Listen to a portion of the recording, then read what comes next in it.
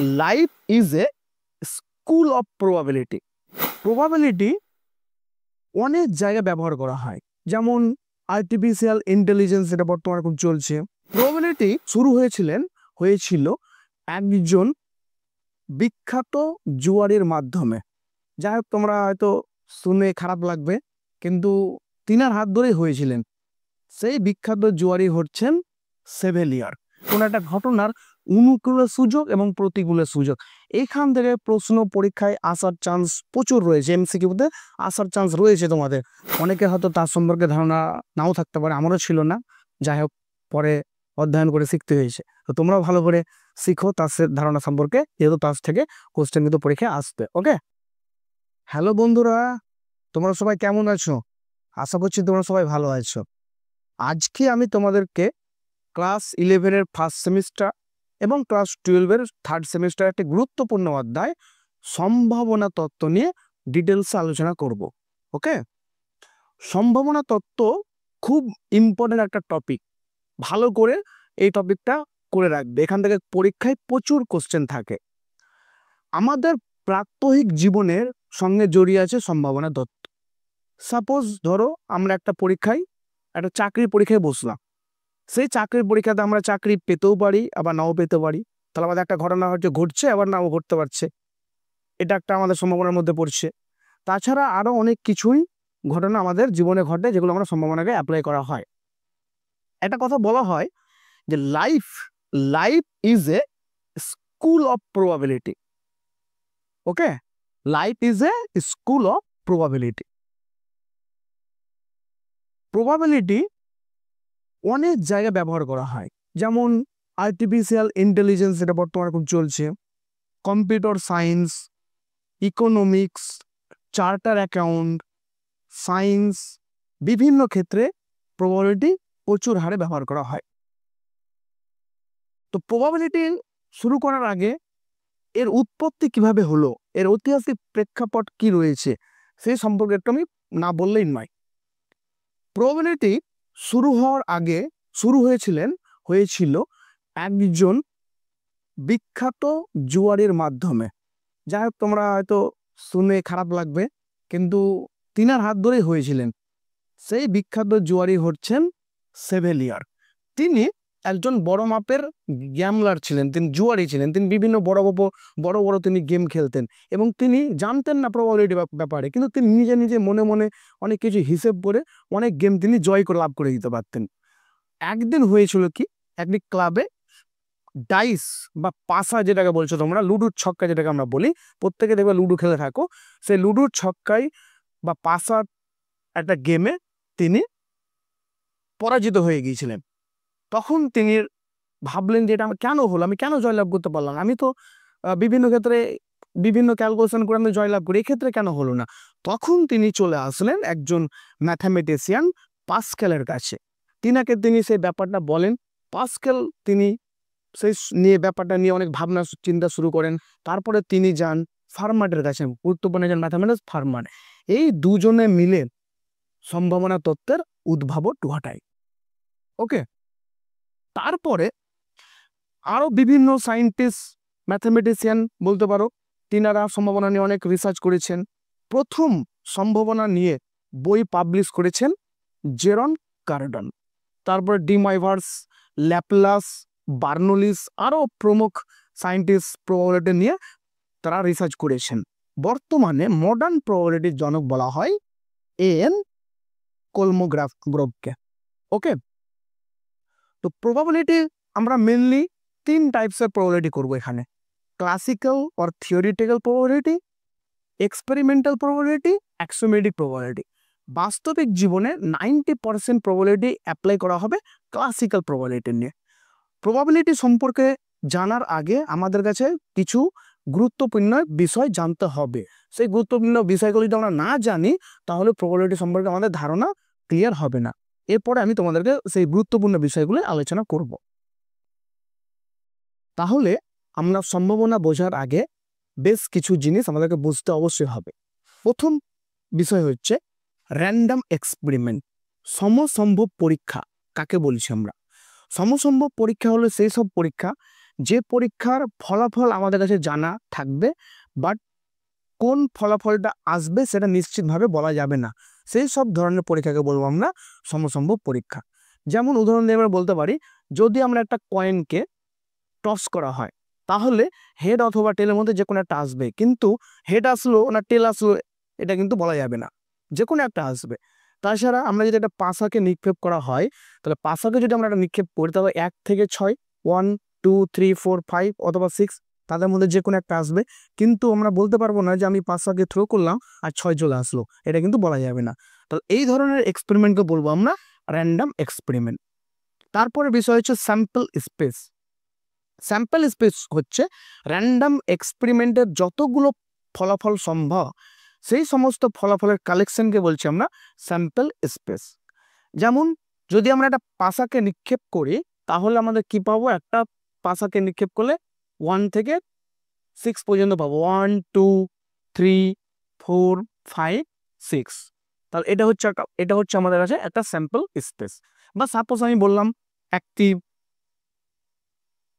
ড্রামে বা থলিতে 10টি লাল কালারের, 4টি সাদা কালারের, 6টি হলুদ কালারের বল আছে, তাহলে একটি যদি বল তোলা হয় কত রকম ঘটনা ঘটতে পারে। এখানে আমাদের অনেক রকম ঘটনা ঘটতে পারে, লাল আসতে পারে, সাদা আসতে পারে, হলুদ আসতে পারে, যে যে ধরনের রঙের বল থাকবে সেই ধরনের রঙের বল যে কোনো একটা আসতে পারে। তো এইটা একটা হচ্ছে স্যাম্পল স্পেসের উদাহরণ বলতে পারো। তারপরে আসছে আমাদের ইভেন্ট বা ঘটনা। স্যাম্পল স্পেসের যে কোনো স্যাম্পল পয়েন্ট নিয়ে আমাদের ঘটনা তৈরি হয়। সাপোজ আমি বললাম যে একটি পাশাকে নিক্ষেপ করা হলো, তাহলে জোড় সংখ্যা পড়ার সম্ভাবনা কত। তো এই যে আমি একটা পাশাকে নিক্ষেপ করছি, তাহলে এই পাশা দিয়ে নিক্ষেপ করলে আমাদের 1 2 3 4 5 এর মধ্যে আসবে। এবার আমাকে বলা হলো জোড় সংখ্যা পড়ার ঘটনা সম্ভাবনা কত। তাহলে এখানে জোড় সংখ্যাগুলো কত, জোড় সংখ্যা 2 4 6, তাহলে এই 3টে, এটা হচ্ছে আমাদের একটা ঘটনা। বা আমি বলতে পারি মৌলিক সংখ্যা পড়ার সম্ভাবনা কত, বা হয়তো বলা হলো ছক্কা পড়ার সম্ভাবনা কত। তো এইসব বিষয়গুলোকে বলবো আমরা ইভেন্ট বা ঘটনা। ঘটনাকে আমরা আবার দুই রকম ভাবে ভাগ করছি mainly. Number 1 simple or elementary ঘটনা, বাংলা হচ্ছে মৌলিক ঘটনা, আর যৌগিক ঘটনা কম্পাউন্ড ইভেন্ট। মৌলিক ঘটনা কোনগুলো, মৌলিক ঘটনা যে ঘটনাগুলোকে ভাঙা যাবে না। সাপোজ আমি একটি পাশাকে নিক্ষেপ করলাম, তাহলে 1 পড়ার সম্ভাবনা 1/6 হবে, 2 পড়ার সম্ভাবনা 1/6 হবে, 1 2 3 4 5 যে একটা পড়ার সম্ভাবনাকে আমরা বলছি মৌলিক ঘটনা। এবার ধরো বলা হলো যে একটি পাশাকে নিক্ষেপ করা হলে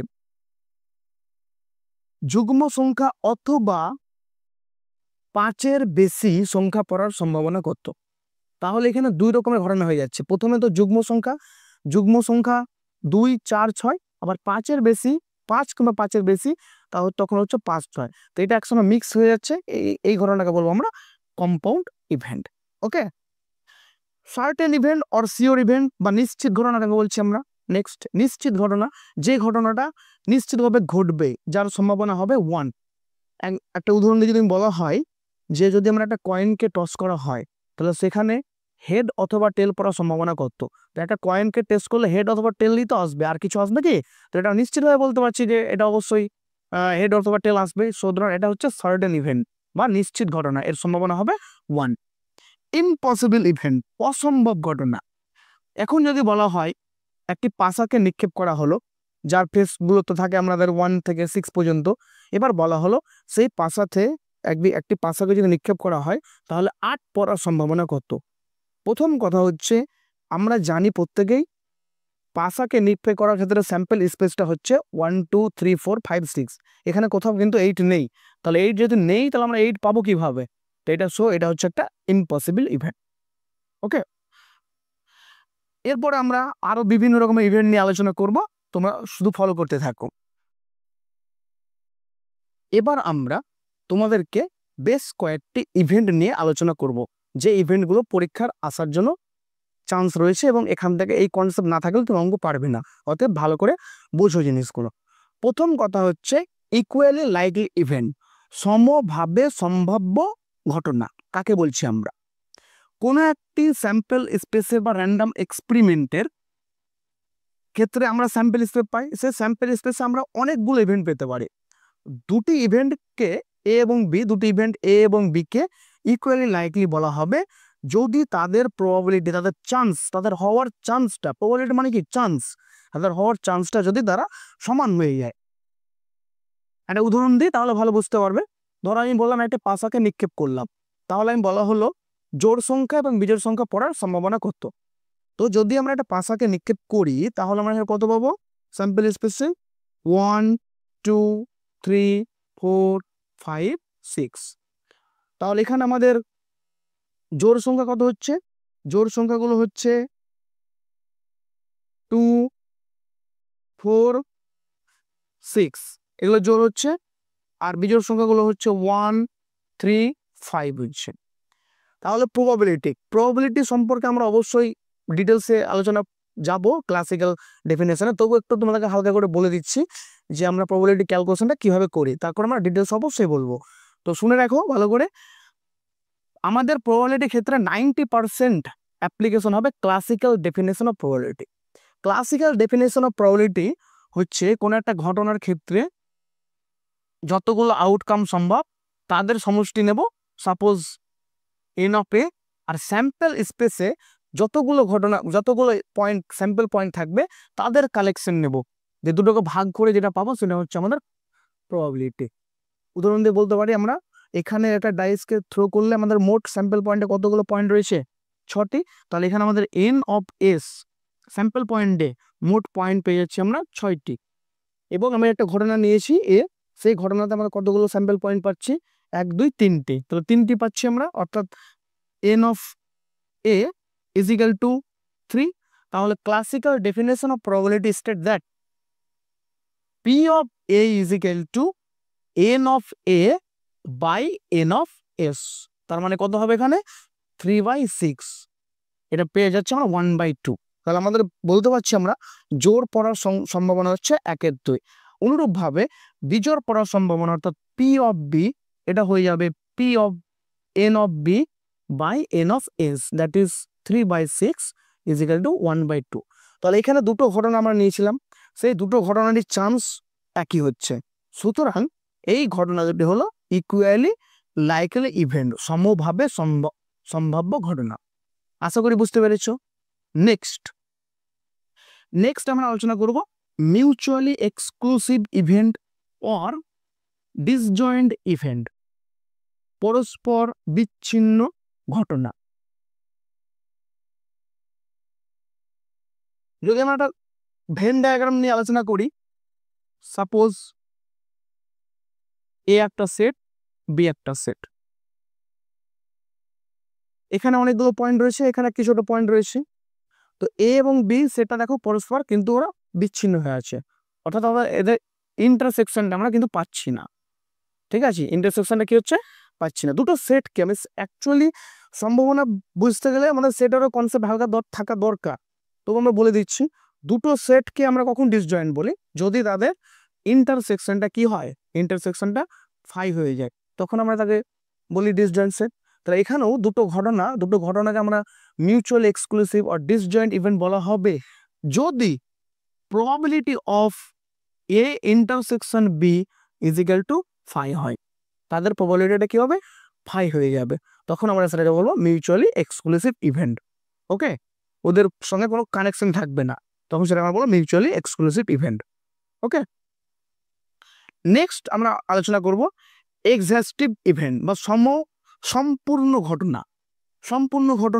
তাহলে কোনো একটি ঘটনার স্যাম্পল স্পেসের ক্ষেত্রে আমরা অনেকগুলো ঘটনা পাবো, সেই অনেকগুলো ঘটনার সম্ভাবনার যদি আমরা অনেকগুলো ঘটনা যদি আমরা ইউনিয়ন নিই, দিয়ে যদি আমরা পুরো স্যাম্পল স্পেসটাকে পেয়ে যাই, তখন সেই ঘটনাকে বলবো আমরা এক্সহ্যাস্টিভ ইভেন্ট বা সম্পূর্ণ ঘটনা।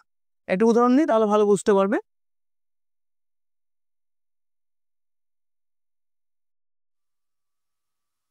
সাপোজ একটি কয়েনকে টস করা হলো, একটি কয়েনকে যদি আমরা টস করি তাহলে আমরা এখানে দুটো ঘটনাই পাই, হয় হেড পড়বে অথবা টেল পড়বে। তাহলে এখানে যদি আমরা স্যাম্পল স্পেসে মোট নমুনা বিন্দু হচ্ছে দুটো, হেড অ্যান্ড টেল। তো আমি বললাম হেড পড়ার সম্ভাবনা এবং টেল পড়ার সম্ভাবনা নিচ্ছি। তো হেড পড়ার সম্ভাবনাকে পি অফ এ দ্বারা ডিনোট করলাম, আর টেল পড়ার সম্ভাবনাকে আমরা পি অফ বি দ্বারা ডিনোট করলাম।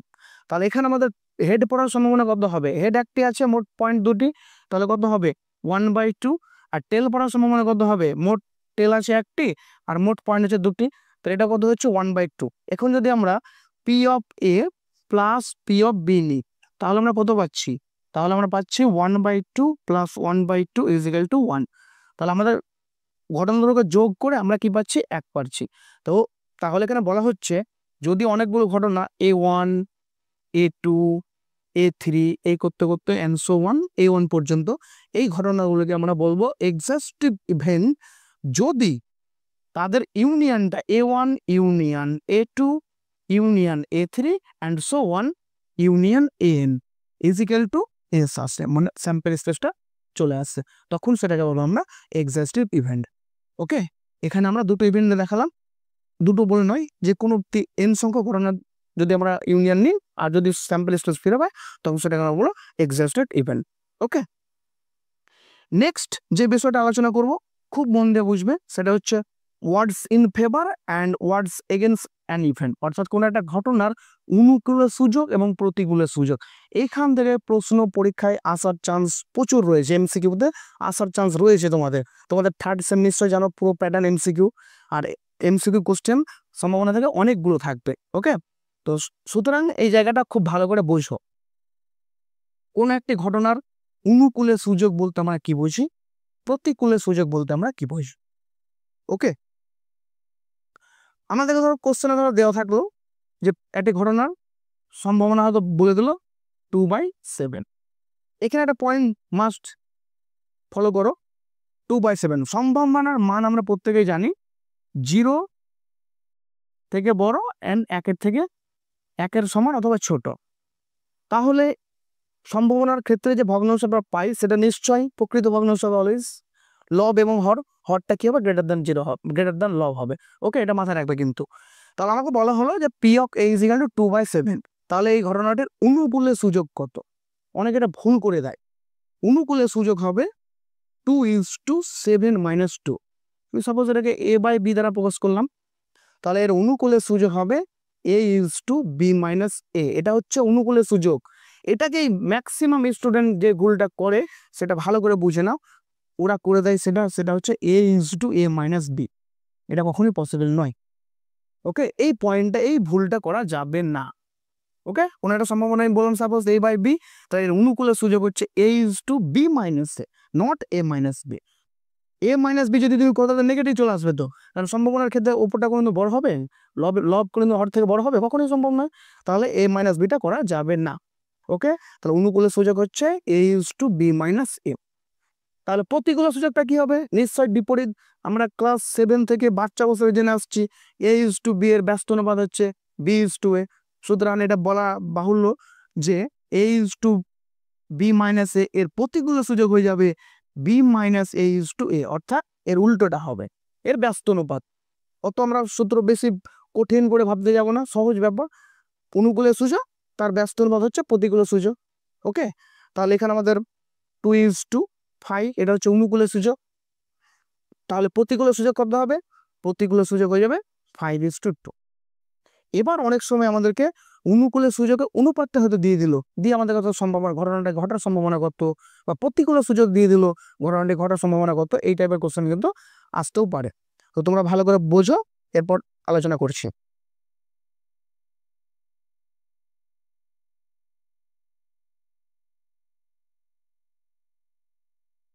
ধরো আমাদের বলা হলো কোন একটি ঘটনার অনুকূলের সুযোগ, ভালো করে বুঝতে হবে এখানে, অনুকূলের সুযোগ 3:7, তাহলে বলো ঘটনাটি ঘটার সম্ভাবনা কত। মাথায় রাখবে যদি অনুকূলের সুযোগ A:(B) হয় তাহলে ঘটনাটি ঘটার সুযোগ, অনুকূল যেহেতু বলছে তাই প্রথমটা নিবে, তাহলে ঘটনাটি ঘটার সুযোগ হবে A/A+B। ওকে, তাহলে এখানে আমাদের ঘটনাটি ঘটার সুযোগ হবে P(A) দ্বারা যদি আমরা ডিনোট করি, তাহলে P(A) হবে কত, প্রথমটা হবে 3/3+7, তার মানে কত হচ্ছে 3/10। ওকে, তাহলে এটা হচ্ছে আমাদের অনুকূলের সুযোগ দেওয়া থাকলে ঘটনাটি ঘটার সম্ভাবনা হচ্ছে 3/10। তাহলে ঘটনাটি না ঘটার সম্ভাবনা কত, না ঘটার সম্ভাবনা হয়ে যাবে মাইনাস করে দেবো 1 থেকে। ওকে, কোনো একটা ঘটনা ঘটার সম্ভাবনা যদি A হয় তাহলে না ঘটার সম্ভাবনা হবে 1 - A। তাহলে না ঘটার সম্ভাবনা অর্থাৎ P(A) কমপ্লিমেন্ট যদি আমরা বলি তাহলে এটা কত হবে 1 মাইনাস পি অফ এ, তার মানে 1 মাইনাস 3/10, তার মানে 7/10। তুমি এভাবে বের করতে পারো চাইলে, অত কিছু মনে না করে সহজভাবে তুমি ভাবতে পারো দ্বিতীয়টা বাই এটা হবে, অর্থাৎ 7/10 ডাইরেক্ট ভাবতে পারো তুমি এটাকে। ওকে, এবার বলা হলো কোন একটি ঘটনার প্রতিকূলে সূচক বলা হলো, এটা আমরা অনুকূলে আলোচনা করলাম। এবার ধরো বলা হলো কোন একটি ঘটনার প্রতিকূলে সূচক হচ্ছে 5:4, প্রতিকূলে সূচক। তাহলে ঘটনাটি ঘটার সম্ভাবনা কত হবে? প্রতিকূলে বললে দ্বিতীয় বাই প্রথম প্লাস দ্বিতীয়, আর অনুকূলে বললে প্রথম বাই প্রথম প্লাস দ্বিতীয়। এখানে সেম হবে, দুটোর যোগ এক, এটা সেম।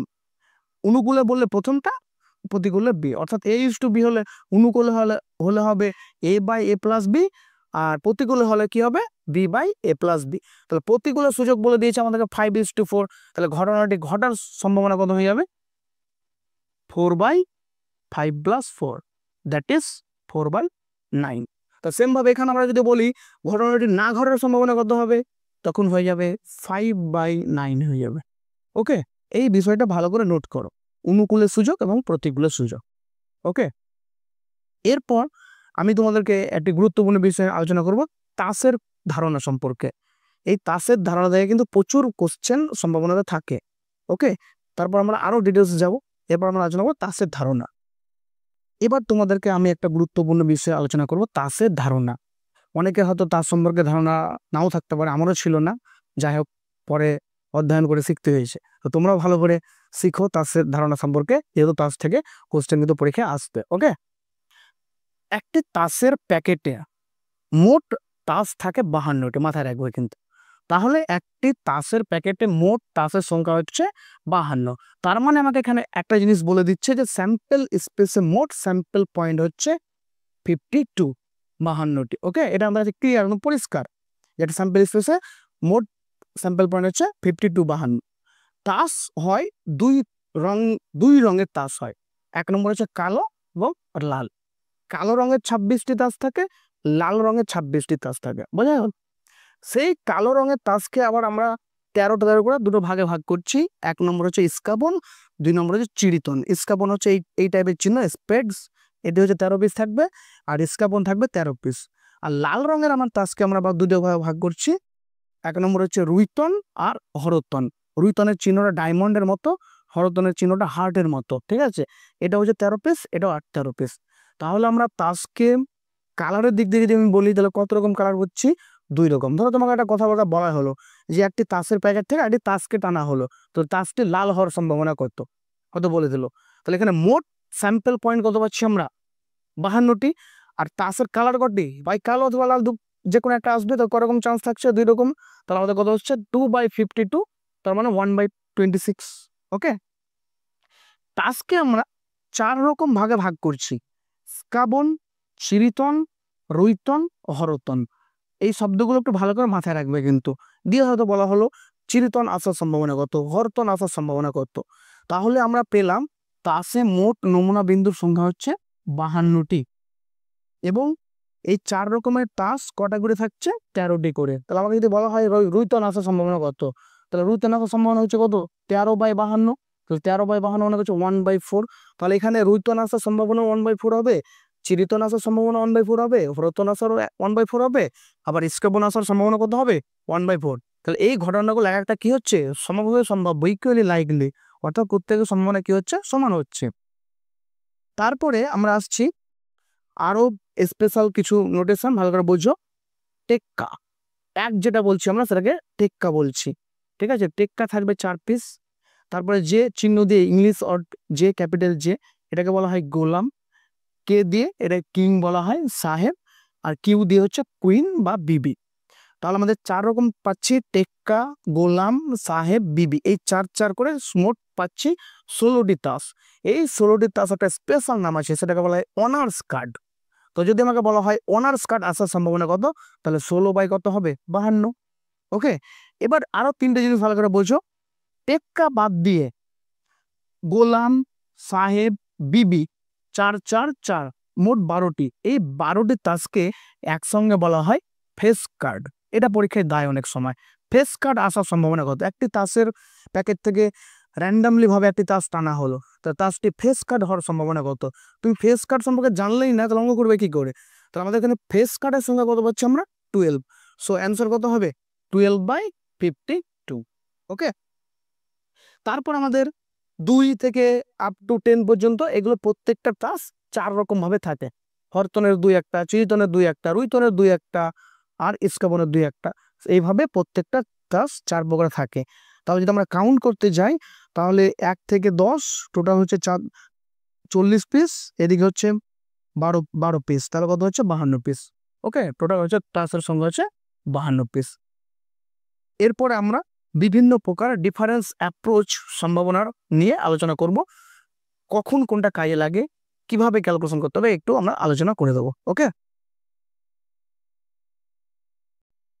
আমরা প্রবাবিলিটির মেন 3টে ডিফারেন্স অ্যাপ্রোচ নিয়ে আলোচনা করব। ওকে, প্রবাবিলিটির ক্যালকুলেশন মেনলি 3 রকম হয়: classical or theoretical or mathematical probability, experimental probability and axiomatic probability. সম্ভাবনা তত্ত্বের 90% অ্যাপ্লিকেশন 90% অ্যাপ্লিকেশন কিন্তু হবে ক্লাসিক্যাল প্রবাবিলিটি নিয়ে। ওকে, 5% হলে থাকবে এক্সপেরিমেন্টাল প্রবাবিলিটি নিয়ে, আর কিছু একটা স্পেশাল কেসের ক্ষেত্রে অ্যাক্সিওমেটিক প্রবাবিলিটি আমরা অ্যাপ্লাই করব। Axiomatic probability mainly joint IIT পরীক্ষায় কোশ্চেনে হয়তো ঘুরিয়ে কোশ্চেনটা দিয়ে দিল হয়তো। যেমন আমরা ধরো একটা পাশাকে নিক্ষেপ করে আমরা প্রত্যেকেই জানি যে 1 থেকে 6-এর মধ্যে আসবে। এবার অনেক সময় কি করে, কিছু স্পেশাল পাসা বানানো হয় যাদের ফেসে 1 থেকে 6 নিয়ে থাকে, ওরা নিজের ইচ্ছা মতন কিছু একটা হয়তো নম্বর বসিয়ে দেওয়া থাকে। সেক্ষেত্রে ঘটনা যখন ঘটবে তখন ব্যাপারটা অন্যরকম হয়ে যাবে, তখন আমরা ক্লাসিক্যাল ডেফিনেশন দিয়ে মানে করা যাবে না। 90% ক্লাসিক্যাল ডেফিনেশন দিয়ে। তাহলে ক্লাসিক্যাল ডেফিনেশন কখন আমরা করব? ক্লাসিক্যাল ডেফিনেশন হচ্ছে করার আগে আমাদেরকে কখন অ্যাপ্লাই করবো এই বিষয়টা ভালো করে বোঝো। ধরো আমি একটা পাশাকে নিক্ষেপ করলাম, তাহলে পাশাকে নিক্ষেপ করলে আমরা টোটাল যে আউটকামগুলো পাবো, সেই আউটকামগুলো হলো 1, 2, 3, 4, 5, 6। তাহলে আমি যদি মনে মনে ভাবি যে 1 পড়ার চান্স কত, 1 পড়ার, তাহলে 1 পড়ার চান্স হচ্ছে যে আমরা 6 বার ফেলার চেষ্টা করি, তাহলে 1 বার চলে আসার চান্স রয়েছে। অর্থাৎ 1 পড়ার চান্স হচ্ছে 1/6, 2 পড়ার চান্স 1/6, 3 পড়ার চান্স 1/6। প্রত্যেকটা পড়ার চান্সই কি হচ্ছে? 1/6 করে হচ্ছে। সুতরাং এখানে আমরা ক্লাসিক্যাল ডেফিনেশন অ্যাপ্লাই করতে পারবো। ঠিক আছে, এবার এখানে আমাদের ঘটনা বিভিন্ন রকম দিতে পারে। জোর সংখ্যা পড়ার সম্ভাবনা কত, বা দুটি ডায়াসকে একসঙ্গে থ্রো করা হলো, তাদের ফেসের টোটালটা 10 হওয়ার সম্ভাবনা কত, এক্সেট্রা এক্সেট্রা বিভিন্ন রকম কোশ্চেন করতে পারে। ওকে, তো এক্ষেত্রে আমরা কি অ্যাপ্লাই করবো? Classical definition of probability. Classical definition of probability কি? এখানে হচ্ছে আমাদের total outcome of favourable cases, অর্থাৎ যে ঘটনাটা বলে দেবে সেই ঘটনার অন্তর্গত মোট নমুনা বিন্দু এবং ওই ঘটনার মোট স্যাম্পল পয়েন্টে যে অন্তর্গত যে বিন্দুগুলো থাকবে তাদের কালেকশন। অর্থাৎ এখানে আমাদের মোট নমুনা বিন্দু হচ্ছে স্যাম্পল স্পেসে, সেই নমুনা বিন্দুটা হচ্ছে এন অফ এস দ্বারা যদি আমরা ডিনোট করি, তাহলে মোট নমুনা বিন্দু হচ্ছে 6টি। এবার ধরো আমি বললাম ছক্কা পড়ার সম্ভাবনা কত, তাহলে এখানে ছক্কা কটা আসে? একটাই।